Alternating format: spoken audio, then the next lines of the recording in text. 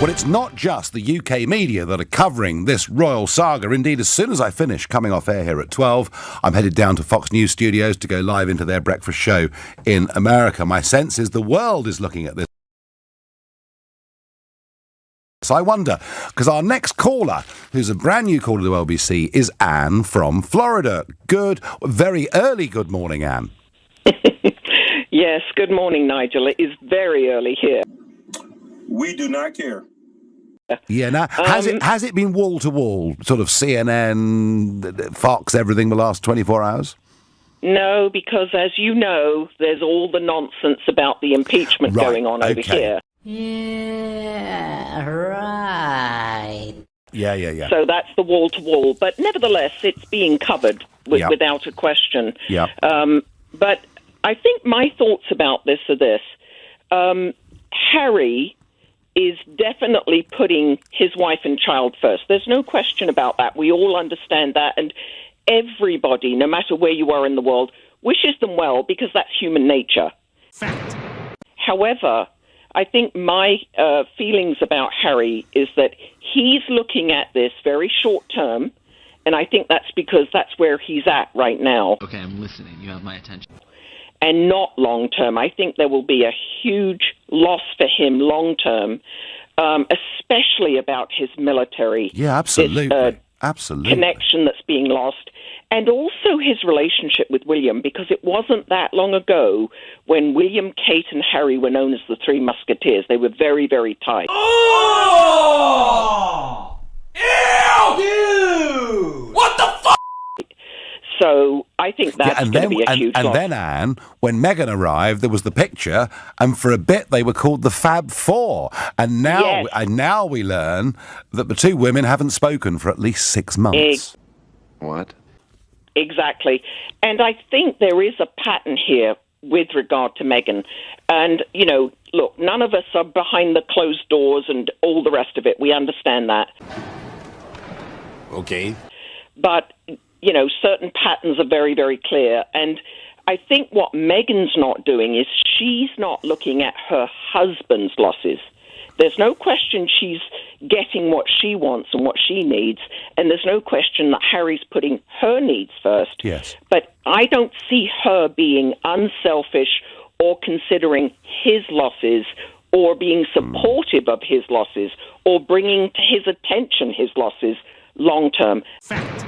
That's the part of the equation I don't see. No, it's interesting. There was a comment, alleged comment that Harry made as the planning for their wedding was getting underway, some dispute with the palace as to what was to be done, and Harry said, Meghan gets what Meghan wants. What the hell? Boy, he was right about that. And yes. How long have you lived in America? 40 years. 40 years, right. Well, you still sound remarkably English, I have to say. Well, I don't think adults lose their accent when they move. I mean, there's no New Yorker that moved to Florida that ever lost their accent.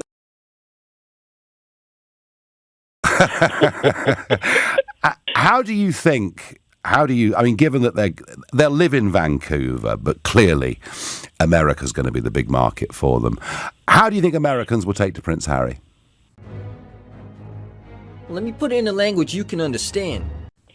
Well, first of all, I think, you know, from the American perspective, I think that while the Hollywood elite might be bowing and scraping to them at some point, and, you know, for purposes that will probably be mutually good for both parties, the Americans, as a rule, are pretty much sort of get over yourselves. I really think that'll be, and I think that'll be a surprise for Harry, frankly.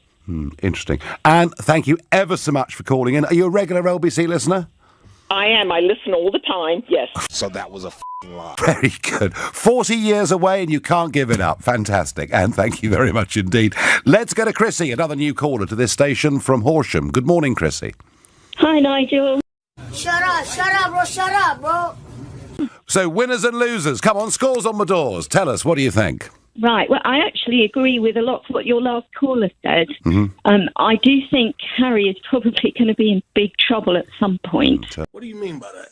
Right. Because he is going to be moving away from everything that he knows how to do. and his support base. Also, I think, he said he doesn't like cameras in his face. This move, I think, is going to just put more cameras in his face. And of course, Meghan, she's used to it, and she actually seems to like it. So I can't see how they can go forward, working together on the same things. Really, nigga? No, it's going to be very difficult, isn't it? I think living on Vancouver Island, they will be left alone. Of that, I've got no doubt. But equally, when they're at Frogmore Cottage, they're left alone. But I think it's this business of going out and making money, yes, Chrissy, isn't it? I mean, yeah. There's a bit more sound footage of that premiere in London where, Harry is talking to the boss of Disney, and we've got the words now. I mean, he's actually saying, look, we are making this pitch to you. Hey, yo, what the fuck? So they've clearly been thinking this way for a long time. Nigel, I worry, Chrissy. I worry that they could be devaluing the monarchy. I think you're right. And did you know that there were certain YouTubers that had got onto this months ago? Okay. It's only now that the mainstream media has caught up. So this has been in the pipeline for months. Yeah. And people, I don't think, understood that. No, that's fair. And sometimes, Chrissy, the YouTubers and others are ahead of the game and they're right, but often they're ahead of the game when they're wrong. So it kind of can work both ways. Do you see me fucking laughing, my nigga? How does the Queen come through all of this to you? Sorry, could you repeat that? Yeah. How does the standing of the Queen look to you today? You could do so. You want. I think the monarchy has taken a knock, but I think she has behaved perfectly. She's done the only thing she could do, and she's done it with grace. And I think people will see that. Yeah, she's pretty remarkable, isn't she? Chrissy, absolutely. Thank you ever so much for your call. Lots of passion here. Quite a lot of people now worried that Harry is going to be a little bit lost over there on the West Coast. The thing is, Lee, the mainstream media was so ridiculous when it came to the Nigerian tour. I do not know what's happened to, for example, my former employer, the Daily Mail, that was saying things like, wow, this tour shows how Meghan now has a path to the White House. What? Like, are they crazy? Most people looked at that Nigerian tour and thought it was a complete disaster. She was dressed inappropriately and ended up being criticised by the country's First Lady. Lots of people thought actually her whole shtick over there was completely inappropriate and a little bit embarrassing. So why is the media so desperate to keep talking Harry and Meghan up as if they're a success, when quite clearly we can see with our own eyes that these sorts of tours are not proving a success? Good question. Well, as we know, Dan, the media have an agenda, certainly the mainstream media in my country, with the New York Times, that I affectionately refer to as the New York Slimes. And, like that. They certainly don't have an America First agenda. And by that, I don't mean necessarily tied to President Trump. Okay. They don't put our nation first. And therefore, the Sussexes' narratives, which are certainly more on the progressive left, embracing of all cultures and social justice warriors and what have you, fit more fit like a glove with a lot of the media's narratives, so they embraced them. And might I add, you mentioned a minute ago Meghan's political ambitions. Yeah, right. I mean, it's absolutely staggering that we have, as a presidential candidate, Kamala Harris, who, until 2 minutes ago, even the Democrats didn't think could win in a game of hopscotch. Okay, I'm listening. You have my attention. And here we are now. Everyone's thrown their weight behind her. So this can happen. She's like a cross between JFK and Barack Obama and Margaret Thatcher, if you were to believe the ludicrous American mainstream media. What the hell? Yeah, this one's really personal, but the fellas watching, I know you're going to get it. And as I always say, ladies, buy this for your husband or boyfriend because it is a game changer. Is y'all right upstairs? So, men, let me tell you, want grooming to be a one and done deal. And the days, thank God, of using the same trimmer for your face and your private parts are over, thanks to our friends at Manscaped. What is he doing? They've come up with the ultimate package to keep your hairs trimmed from 12 to 6. Introducing, and I have it right here, the Beard and Balls Bundle, featuring the Lawnmower 5.0 Ultra. Look at how beautifully packaged it is. I've actually bought these for someone because it's such a good product. Shut up, bro. And the Beard Hedger as well. But it's not the type of lawnmower that you might be thinking of, like that one. But this product provides precision trimming for all areas, even the sensitive ones, that will get you manicured. What do you mean by that? As good as freshly cut grass. So I'm talking about a trimmer for the moneymaker, another for the boys downstairs, and the trimmer gets it right the first time, being gentle on the skin in all your delicate places. With 2 interchangeable skin-safe blade heads, you can choose between a precise trim or a smooth finish. And did I mention it's waterproof, so you can trim in the shower and avoid a mess everywhere. That doesn't make sense. Now, the Beard Hedger is brilliant too, whether you're going for a neat stubble or a full-on lumberjack. Look, it has you covered because it features a titanium-coated stainless steel T-blade and 20 length options via the Zoom wheel. Just like the lawnmower, the Beard Hedger is also waterproof, which means you can handle your beard grooming in the sink or the shower without worrying about water damage. It has 60 minutes of runtime, an LED charge indicator, and you'll never be caught mid-trim as a result.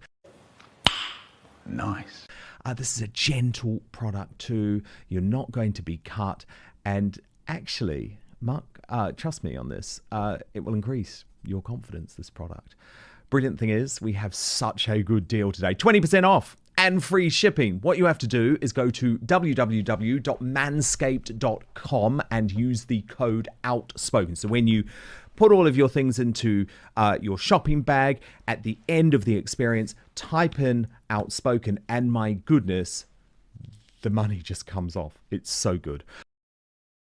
No more juggling multiple tools or dealing with subpar results, just efficient, effective grooming wherever you need it for the premium grooming experience. Trust Manscaped. Lee, is there any truth to these suggestions that Harry and Meghan might have planned this Colombia trip to try and take away attention from what Prince William is doing with Earthshot Week in Cape Town?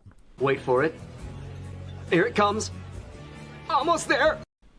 Well, we can't know for sure, but the timing could be suspect to do that. And not only that, their track record of doing this, of planning headline-stealing events that coincide with other royal events to steal the thunder, certainly is something that we can't put past the Sussexes. All of their moves are choreographed, and everything has a motive. Are you sure about that?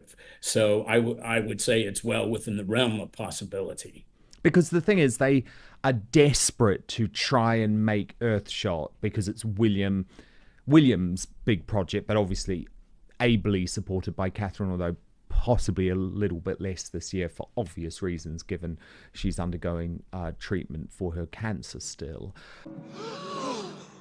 But it really does feel like they're desperate to somehow crash Earthshot. They do not want William to be a success, given that William has really focused a lot of the attention with Earthshot on the US market, which Harry and Meghan feel that they own in some way now. Mm-hmm.